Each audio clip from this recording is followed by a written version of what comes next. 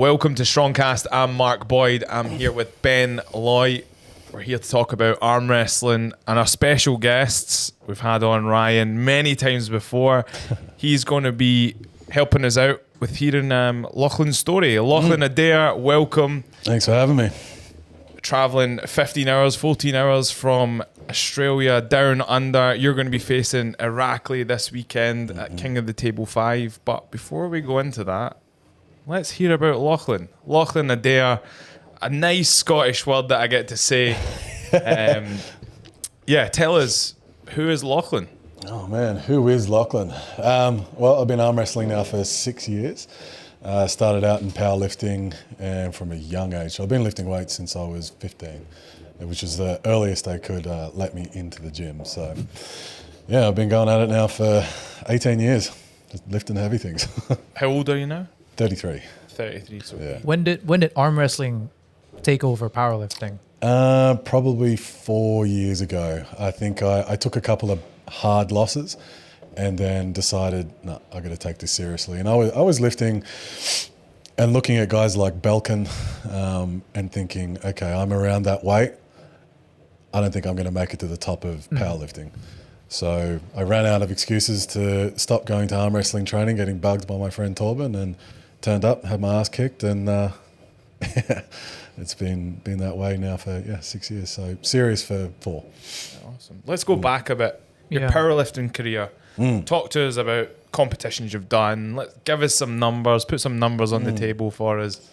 I didn't really get to compete that often. I probably only have competed, I think, twice, but been training a long time. But my life before my current one was not indicative of competition and being able to be in the gym very consistently and stuff like that. So yeah, missed out on a lot of competition, but numbers, I've done a 310 kilo squat, a 350 kilo sumo deadlift, and up until recently was a 190 kilo bench. Sumo deadlift. I like how you put in sumo there, just to make sure, you know. Yeah, I don't sumo. We're not going to mess with. We were talking about it earlier. Oh yeah. He was downplaying the sumo. Yeah, I would, because it deserves to be downplayed. Yeah, we've had that conversation before, sumo versus conventional on this podcast. So I'm glad you put sumo in front of that.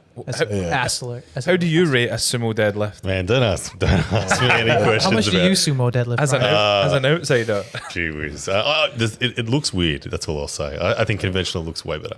Yeah, stick with that. I think it's harder. I think conventional's harder, and I think there's more kind of athletic application to it outside. Like, I wouldn't give it to athletes because it's like, what are you trying to do? Become an athlete or a deadlifter? But if you already know how to deadlift, I think conventional's got more of an athletic carryover. Yeah. Cool. One thing I'll say about this guy, the first impression I ever got of him was at the very first Australian Nationals he competed in. I remember thinking, this dude's really strong. He's going to break his shit up real bad. There was a dude, a Latvian champion, Guntas Baikovs, who was the favourite, never been beaten in Australia, left arm.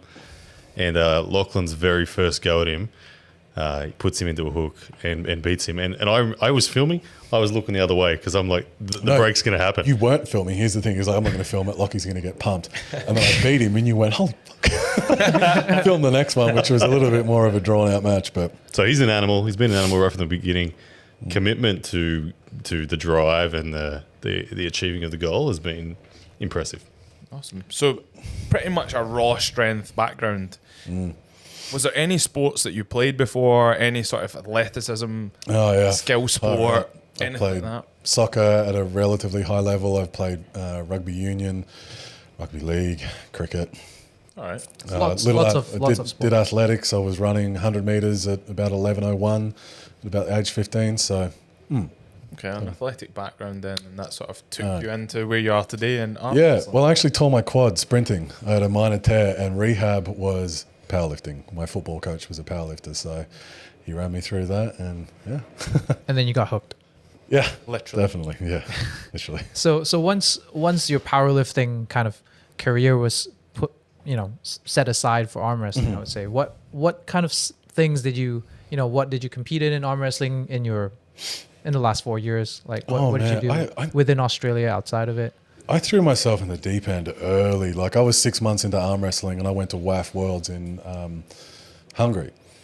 and just got my ass handed to me, and just kept on collecting losses, and I didn't care who, where, or when and how, as long as I was doing it, learning, pushing forward. And yeah, so I won. I came my very first nationals. I think I was 6 months into the sport, and I did a 12-kilo weight cut in 2 days, and I got second and third. So second, I think, right-handed, then third, left-handed, and then after that was that Gunter's Bakovs. That was a year end. So I kind of, in a way, like left-handed dominated the country within 2 years. Right-handed took a little while longer. It would have happened sooner if COVID didn't ruin. Wasn't a thing. But I remember flying over to that match. Ryan flew over the day before and somehow got into the state. I flew and they turned me around. Yeah. And I flew all that way and they turned me around. I had to go home and he did. And then the I match. stole the match and Thumped him. I technically took your number one rank. Yeah. I felt so bad. Some that you mentioned, and I want to have a discussion with you both. 12 kilos in 2 days. We talk about this with, obviously, we All have the time. fighters on, boxers on. Powerlifters also. You did a weight cut as well. How did you do that 12 kilo weight cut in 2 days? Okay, I starved both water and food. I spent the bath session. I did hot bath. I find saunas way too brutal. Like I just get trashed from doing them. So I did the hot bath and I did the magnesium, like the Epsom salt bath, and that took a couple of kilos off within like an hour. And then I just kept on doing the hot bath, starving, hot bath, and it was just spitting and just getting every bit of fluid out of me that I could. So, yeah. It's miserable, isn't it? Oh, yeah, but I arrived heavy by like 1.5 kilos, and it was Tommel Glacier. You might have seen him, the big ref with the big beard. And he's like pinching my skin saying, yeah, you've got a bit more. You've got a bit more. Keep going. So I'm in that hotel bath just... So what was the routine? Was a couple of minutes in, a couple of minutes out? It got down to how well I could tolerate it mentally, and I just pushed it. And then in the hotel, that was let some cold water out, and I didn't get out of the bath for probably an hour and a half. I just sat there. Yeah, I can't do that approach, but I think that would kill me. What was your approach, Ryan, the last... the same things in terms of the food and water deprivation. I'd hyperhydrated and salt loaded up to about 72 hours out, and then cut all salt, all water. And for me, it was I would stay in the sauna till my heart rate got to 160. Then I'd jump in the plunge pool till my heart rate went down to 50. Then I just back and forth. Basically back and did forth, hot, cold. back and forth. Yeah. I can't. I've tried the bath. Yeah. My anxiety goes too high. I can't do it. I'm like that in the sauna. You put me in a sauna to cut weight, I'm in there 5 minutes, and I'm like, hit me down. Mark, have you ever cut weight? No, I've never done it in an extreme manner. I think the most I've done is 10 kilos. Yeah. That's... I felt like I could see death. I'm not joking. It I'm not looked like joking. you could see I death. felt like death's just over there. If I had to walk off into the sun right now, I'd last half an hour. I'd be done. So I don't like it. I've done it before where I've dropped 15 kilos for a jiu-jitsu competition. I remember that. Yeah, I remember that. And I done a carb depletion over time. And what I found is that my energy system switched from carbohydrates to utilizing fats. And it actually worked against me when I loaded up on carbs because my system was so used to utilizing fats as energy storage and my power was just zapped. So I think, I mean, don't quote me on utilizing this, but all right, actually Dr. Mark. dropping the water system or using the sort of water loss as a weight cut is probably more beneficial than doing an exaggerated carb depletion. If it's for a weigh and you want to get it off quick and get it back on quick, I think that's the common consensus. Like It depends. Like I've done 7 kilo cuts and I dieted down, and I had a mixture of carbs. And I just I manipulated my fat, but I kept carbs. I cut weight doing 400 grams of carbs a day, and I got protein down to probably the bare minimum just to keep me strong and keep me full, which was like 180 grams a day. And that was okay. But like you, I went through periods of going low carb, and I get my bloods done. My LDL is through the roof. My HDL is also really high, which is okay, but my triglycerides are then on the floor. If my triglycerides were up, we're in trouble. But because they were down, it's like I'm there's a higher presence of LDL in my blood because I'm using that as an energy source. So that was okay because all of my other markers were good. But yeah, then this kind of bulking up again and just eating carbs and carbs and carbs has to be done over a period of time because, yeah, you're right. I think it works against you. You get using your homeostasis, right? You get used to a certain body weight. You get used to a certain way of burning energy. So, Speaking of body weight, what's the body weight now? 121. Ryan and I were commenting on his beautiful waddle through the gym earlier. Yeah. Proper strongman.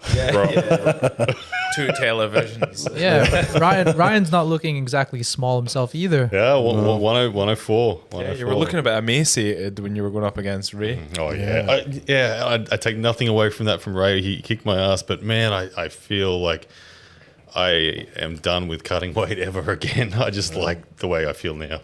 On the big weight cuts, that big weight cut that I did, I was 26 and it was the first time I come out in greys in my hair. And then after that I went, I'm done. I'm not doing any more than 5 kilos ever again. Yeah. And I'm shaving it off. Well, yeah.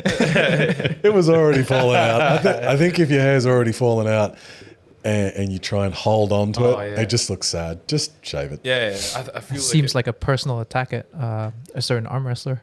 Yeah, he's a donkey. Don't worry about it. fair one. So yeah, you did the tournament in Hungary. What happened thereafter?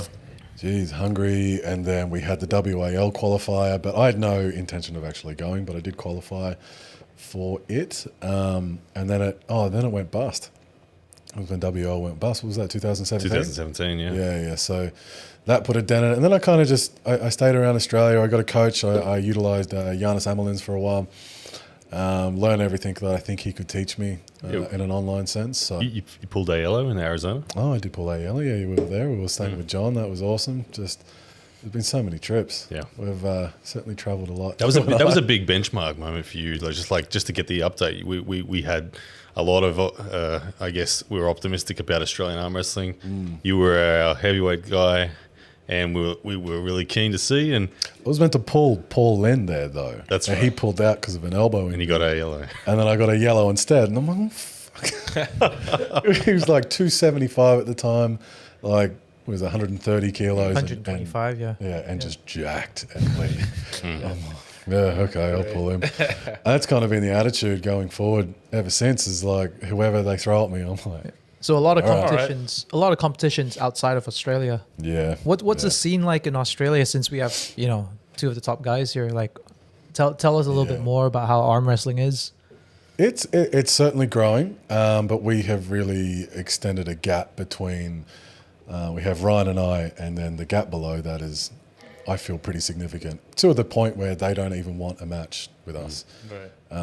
I've asked, and they're like, no way. Okay. And even myself, I the guys rank 3, 4, 5. They're genuinely close enough that it's a match, but they constantly say to me, "I need 6 months," because they want to be in their absolute best or something. Where the guys kind of rank 7 through 10, they're keen because they just want to have a crack.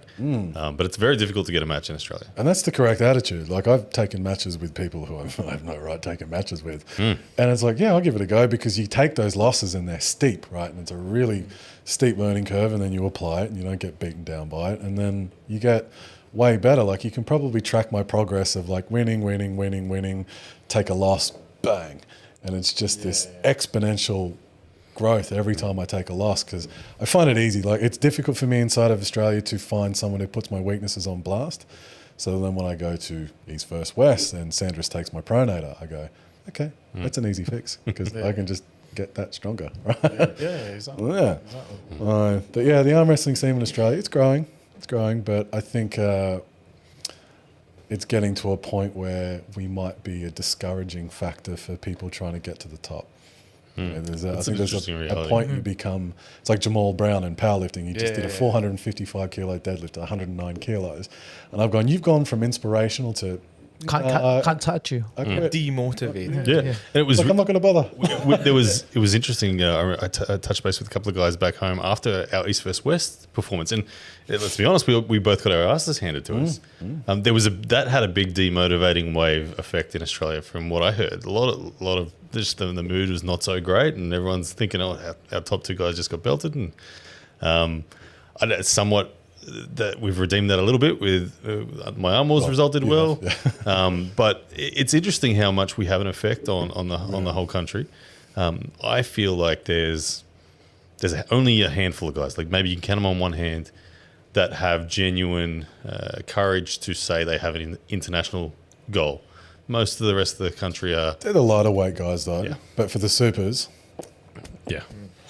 There's How only do you think we change it? Well, we got to get some wins internationally. get some wins, yeah. That'll help. And that's going to happen. They're coming. They're coming. It's an unusual. We have it seems quite a unique mindset, compared to our peers, in that we take a loss and we're excited about it. Yeah. A lot of people get. You guys have matched up, haven't you? Yeah. It needed to happen, and now it doesn't need to happen again. Yeah. A lot of people have asked me, are you pulling Lockie again? Are you chasing Lockie? And I said, no, it's not happening. I think the way I kind of, the analogy I use is like V6 with turbochargers, and then we're starting with a V8 block. It's kind of like different. And then what's Levan? He's a V12, right? Yeah, exactly. Monster truck. And that match was one of those matches that right in the middle of COVID, when we had nothing available to us internationally, and we were like, we need something. We need to do something. And we had a local promoter offer us $500 to pull each or whatever, and then said, look, we'll put some money on the line as well, and we've got something to talk about in Australia there. And it worked in that respect. We pulled off a pretty good event. And it handed back formally the rank that I stole from him when I went to. Inadvertently still. He didn't take it from underneath me. That was rudely done. It was just the government took it off. Circumstance. So we talked about some international wins in the future. Let's talk about your upcoming match a little bit. Irakli. Yeah. Pretty boy, you said. Pretty boy. Pretty boy. Yeah. He's a fitness model as well, isn't he? He's got the blue steel look on his face all the time. Baby blue steel. Yeah. Baby blue. Baby blue steel. Yeah. What'd you think of him? Oh, he's a very accomplished arm wrestler. What do you say about Irakli's accomplishments? He's very, very legit. He's hungry too. He's hungry, yeah. He's really trying to rise. Is he overrated? Is he underrated? We're all trying. This is why I think this match is interesting, because he's on the rise. I think there's I feel like I'm on the rise, but there's a lot of interest around us, the pair of us. So I think it's needed to happen. There is a big weight gap at the minute, though, but he don't care. That was an intentional weight gap? Well, Don said he doesn't care about weight, and I went, okay. Because I made the mistake of, at East vs West, not capping Sanders, because I was just under the assumption that both of us would be 112, 110, around that. And then he went up to 120, around that mark, and I went, hold on. All right, next time I'm insisting on a weight cap. And then this time, Irakli didn't insist on one, and I went, ooh. All right, let's run with it. Yeah, let's apply the lesson that I just learned. So how many kgs have you put on? 8. 8 kg. That's solid. That's a good amount. But I've been taking my food. I mean, carbs have gone from probably 300 grams a day to some days about 800-900 grams of carbs a day. So you're eating well. Eating well, aye. I don't envy your gut. Even going to the toilet well as well. Yeah. That How's that system going? takes up so much of my life. And in the toilet here. And the toilets in the hotel, they have the nozzle. Spray. What a godsend. Oh, it's brilliant. It's brilliant. Yeah. And I checked it. I was like, I'm not sure if I'm clean. Well, clean as a whistle. You'll be fixing one in the house back home. I already told my wife. Install it now. What's it called? What's it called again? Bidet. Bidet. I thought that was Bidet. the basic. I just call it the gun. Shataf. The shut. I thought he was telling us to shut up. Yeah. So did I. Shut off. Shut off. Yeah. Well, that means it's shower. Shit shower. It's butthole shower. Yeah. No, You know, but that's back great. on Irakli Thanks for pulling us back. off cleaning assholes. Thank you, Ryan. I love the match because for me, when I look at the story of arm wrestling, I think you can always tell the future of the ranks by the motivations and how genuine the motivations of a person are. And I know where Lachlan's motivations are, but I see Irakli as one of the most hungry people in the scene at the moment. Very, very, very driven. So I think he's going to go a long way north still in the ranks over the years. Yeah. So I love the story of that. I love how hungry he is, and I know how hungry he is a lot. I have a better finger on the pulse compared to a lot of people, and I've always been of the opinion that Australian arm wrestling is always just everyone just dismisses it. And there's a moment coming somewhere for this guy where it'll be and you never know. This weekend could be the one. Like, training going into it, the wife was even like, "You going to the gym again?" Because I'm fully set up at home, and I just said to her, "Yeah, Irakli's training now, and if I can clock up 30 minutes more than him per day, by the time we get to the match, I'm hours in front."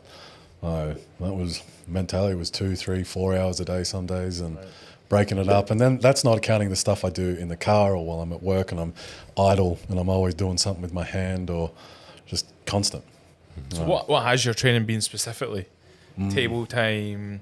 Table weights? time has been kept at once a week. Yeah. The weights have been varying. Like I start heavy earlier on in the day and then I try and rehab for the rest of the day. So a lot of side pressure, shit ton of tricep work. Like me going into it with Irakli, like his hand is so good. And I'm not even going to try and contend and try and top roll him. That seems like a very silly idea to try and out top roll a hand like that. So what does that leave me with? The frame that I've been building for 18 years. So it's just a matter of balls up and throw my shoulder in. For some of our listeners that are not super familiar with arm wrestling, can you explain the concept of frame? So frame would be, so for example, you can see, I'll tell you what it's not. Irakli is very much shoulder back and he's relying on bicep strength and hand strength to be able to disengage someone's power, where I'm similar, like Jerry Cataract is the perfect example of backing your frame and just throwing your shoulder and getting everything behind it. You're committed completely sideways. You're putting your elbow, your tricep, your chest and your shoulder all on the line and you are facing your entire body at that pin. Interesting. Makes it about it's a bone sport in that respect. Like there will always be one person on the table who backs off because of fear of an injury. There's always one. Someone will always say, "Okay, center's yours. I'm going to try to pronate and run." It's a very fascinating thing to negotiate that when it's unknown who's got it. It's a fascinating thing, but someone inevitably is brave and comes forward, and that the person who controls the center ground controls a big part of the spectrum of opportunity. So, but it's a ballsy move. So, Yeah, and it's a pain tolerance. Like putting your frame behind it and you start getting that taken off you, very counterintuitive. You think I'm going to back off and get on my bicep. That's the wrong thing to do. You've got to dig in further and get more behind your arm and put more of it on the line, and that's often how you get out of it. Yeah. No. Fair enough. How do you see the weekend going down then? I mean, everyone likes the big confident answer, right? Yeah, I'm going to do him, but I just can't wait. I'm really looking forward to test it, see where we are. Like, it's fun. I'm really looking forward to just putting everything to the test. Throwing your frame in there, seeing what happens. Yeah. Yeah, and look, any opportunity you get to shock the world's a good one. Exactly. Yeah. Exactly. Like Khaled beating Bone. is that the shock or is it the other way? While we're on that, like, how do you feel about that match? Like, the craziness of having, the audacity, I guess, to have Schoolboy and then say, "Oh, I'll do Ryan after as well," and that's gonna. I'm not training for it. Yeah. I think it's the definition of arrogance, and I don't think it's going to go well for him. Yeah. It's if I can, I will dad move him. That's the plan. Yeah, If you can, you sounded so confident yesterday. I'm practicing being humble. I'm practicing it. Look, I intend to dad move him. So I think this may see, if it goes the way that we all think it's going to go. This might be an exit for Khaled ongoing.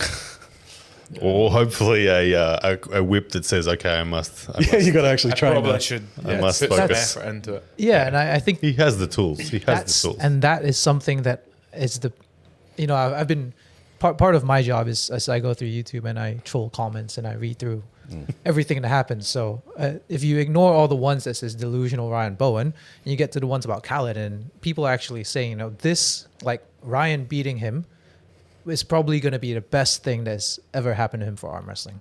We have someone similar because that's gonna put some fire under him. Yep. Yeah. Yep. And some people, we have someone similar in Marcus. Devin Larratt came to Australia and said, Marcus, you have the potential to become number one. And that was enough for him. And then I went, no, you're not. And no, you won't. I'm here. And you can't do anything until you beat the guy that's literally 10-kilometer radius from my house. Yeah. You can't quit. And I started putting on him really bad. And now he's doing awesome. Yeah. He's been really consistent. But it's one of those things they have the gift and then that's enough for them and they don't apply it. It's like talent runs out and they're not willing to do the work. And we see that really often. And you're right, a loss to me could be the perfect thing for him. Yeah. Yeah. Put the fire underneath him, yeah. Yeah, let's see. I hope so. We get freaks like that in the sport. We're changing the dynamic where, I'm going to get shoved back down into my weight class. there's no more, we're going to have really solidly defined weight classes where you can't mix. Right? I think what we've also kind of thought about in a lot of, we talked about weight classes in MMA and boxing as well, is that you have to have enough competitors that are high enough level to fill those classes out. Because if not, then you have two people in that weight class that are contending. Exactly. That doesn't make sense either. So I think once there's a healthy amount of athletes that see the potential in being in this sport, that's when you can say, you know what, I'm going to commit to a certain weight class. Because if not, you just don't have anyone to pull against. And it's the money and the growth of the sport that's the catalyst to that, and we're seeing all of that happen. So it's a good time. I think the giants, the freaks, they're starting to pay attention more and more, and the depth is solid too. So it's good. It's like the start of Bitcoin. Still the start of it. Bringing it back to your story, Lachlan, is there anything that you've went throughout your athletic career, any troughs or triumphs that kind of sticks in your head as a sort of, this is the sort of make or break, or was it the crossover from powerlifting to arm wrestling? Anything that sticks in your mind? Yeah, the crossover from powerlifting was the loss to Micah Yellow. And I'm going, I need more direction in how to train for arm wrestling. We all think we're doing a good job until we find out we're not, right? Yeah. And the triumphant, I had my ass handed to me by Mate Warangi about... 5 years ago? Yeah. Beat me 6-0. Just slammed me. Yeah. And then I beat him recently 2-0. And it for $10,000. $10,000, yeah. Which was that was nice. Yeah, it was nice, yeah. Cherry on top. Yeah. So that was a real highlight, just to get that revenge of being so far behind to... How did you do it? Is there anything that sticks in your mind, whether that's consistency or just... I mean, nothing beats high intensity over a very consistent amount of time, and being humble enough to realize I'm weak here, and being excited about that weakness, because that's an easy fix. I've always found getting strong easy. It's just identifying where. So I get excited when someone puts something on blast. Yeah. So it's almost like getting into the religion of lifting, isn't it? Where you just, it just is your life. It is what makes you satisfied, and I've always seen that in him, that you've just been. There's no question on, is Lachlan working out today? Is Lachlan being diligent? That's if anything that I've learned from him, it's like, holy shit, look at how diligent this dude is in his drills. So that's what I've seen in this. I think a big thing, like with arm wrestling technique. I say this a lot to my students. We don't shadow drill in this sport, and it's weird because in every other combat sport, you're drilling. Even without weights, light weights with bands work well as well. But in arm wrestling, it's like we have one shot to get it right. Why are we not doing that? It's like in MMA, I can punch you, and if I mess it up, I'm probably going to get another chance to punch you again unless I get countered straight away. But generally speaking, you'll get another shot to do it correct. Arm wrestling, not really. It's quick, and if you make a mess of it, boom, you just get taken straight away, and then the uphill battle. So I Right. drill a lot, and I drill that into the guys that I coach that we need to be doing that a lot. So it's that mentality of consistency, but also, knowing what you have to do and realizing that you have a very small window to do what is what it is correctly. Yeah. So, just kind of being prepared for the competition when it does come. Exactly. And there's like, identified natural talent, and then you go, okay, that's just a springboard into the hard work. Yeah. Talent runs out pretty quick when you start trying to get elite. Yeah. That's a- solid words. There. That's a jab. That was a quick jab that he threw in at the end there. That's a quick jab. What's the vision for Lachlan in the future? Oh, I mean, it's just kind of changed. Now I'm at 120 kilos. Oh, I feel good. So where do I go from here? I think my aspirations are probably in super match pulling. I do well in tournaments, but super match pulling makes a lot of sense. So I'm always going to be matched with someone that is roughly my kind of weight range. Yep. So being kind of, I guess, number one or considered at least top 5 in that kind of weight category, that's definitely where I want to be at. Traveling for this sport is awesome, so if I can continue doing that. Anyone you're eyeing up? Oh, like soon? Like after Rockley. After Rockley, I mean, if Rockley Or does it well, matter? it's like... it does who do I matter want? on the match, or do you always, I'll take anyone. Like I poke people, like Donkey over in Canada. I like to poke him a little bit because I think that'll be fun, right? Because on the table, I'm not shy. I tend to get a little bit fiery, and I think he's not either, Unleash. so yeah. I think No, he and I that'll be a would really, really fun entertaining. match. Yeah. No, that'll be a good one to see. Yeah. So yeah, that'd be fun. One day I'd like Sandris again, but it's got to make sense from a marketing standpoint, right? Yeah. So right now I don't think it does. We'll do that down the line. But for now, yeah, I think just anyone in that weight range. We do Matt Mask, that'd be fun. And I think that makes sense for a promoter. Yeah. So I think that's probably the most likely thing to happen. But outside of that, I don't really care, man. I pull anyone. Yeah. Good stuff. Good stuff. So, we always ask our guests this question. I think you've asked it twice before. I know what What does the word strong mean to Lachlan? Don't say Scotland or something like that.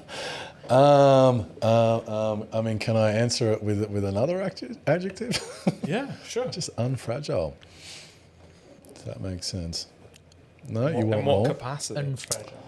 I mean, an arm wrestling capacity is just, I arm wrestle with my frame. So strong is just strong in here, nice and tight, and can't pull me open. So I like to stonewall people a lot. That's kind of my favorite. I hit to a good spot and then just hold. It's never been answered with another word. Unfragile. And I like it. I like the aspect of being unfragile. I feel it's very primal, Yeah. masculine, Yeah.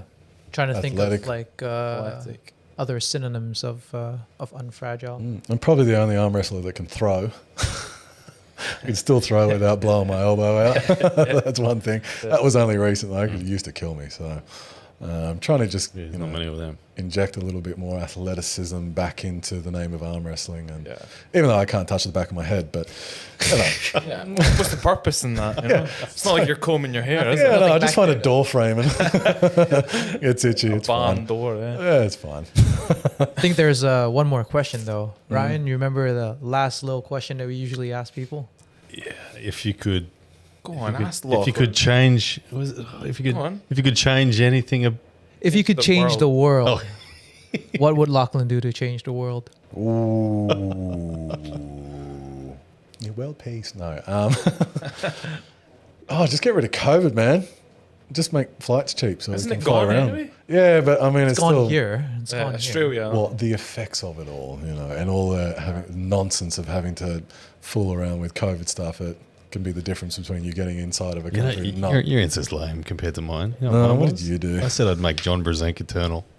He never dies. Literally, yeah. Just kind of immediate things. It's like we could have wished for anything. Yeah, just John's hope for- there in 3032, still Yeah. pulling. Still going. Yeah, in that regard, hope for Levan's kidneys and his heart that they always continue. Here we go. Fair point. God. All right, with that, I think we've had enough about that. Yeah, thanks everyone for tuning into the podcast. I'm Ben, Mark Boyd. We're joined with Ryan and Lachlan here. If you want to see any more, please go to our channels. Go check out Ryan. I'm sure if you know us, you know Ryan already. But if not, go check out his channel. Super nice content on there. Yeah, Mark, anything to close off? Good luck for the weekend, guys, at King I of the want to Table go 5. at that too. Oh, yeah. Hold on a minute. let's do that before. Hold on a minute I did terribly on this. before we leave. Do you want to go first? No, Are we no. going to hand it round? Oh no. Yeah, right. We'll do it quickly. I'll see if I. Go on then. I'm not even gonna look. Oh, dear. Any better than yesterday? 72. It's not bad. It's ugly. 72 for Ryan. My left does better. Oh boy. What'd you get? 81. 81. How do we reset it? Go on then. Ben, I'll leave Lachlan to last. Jesus. Oh, that's not bad today. 70. Oh, you beat me. That's not bad. That's not Almost. bad today. Oh, gee. All right. I thought I was definitely in the 40s, but You gonna yeah. be better left or right? You reckon? Well, I'm going to go right. Ooh, 88 and a half. See? Try it with my left. Go left. I want to go left. Yep. Press it left. There you go. So 88 and a half on Lachlan's right. No. And we're looking at 82 and a half. I think Ryan. you're going wants again? to go. Left. He Left. just. So Something- just for, Yeah. let's see. For reference, Yeah. Lachlan got 150 kilos. Jeez. Sorry, audio people. I wonder what Levan has got in this. No. Oh, that's good. It's not bad. So why does my left beat my right? Look at this. Movements, yeah. You want to stand up? My left is so much weaker at arm wrestling than my right by a massive margin. That's better. There we go. 96.95. That's better. Aye. A lot better. Very good. Right. Well, that rounds it off. Thank you so much, guys. Really appreciate it. And good luck for this weekend. Cool. Legend. There you Thanks, go. Thank you. Evans.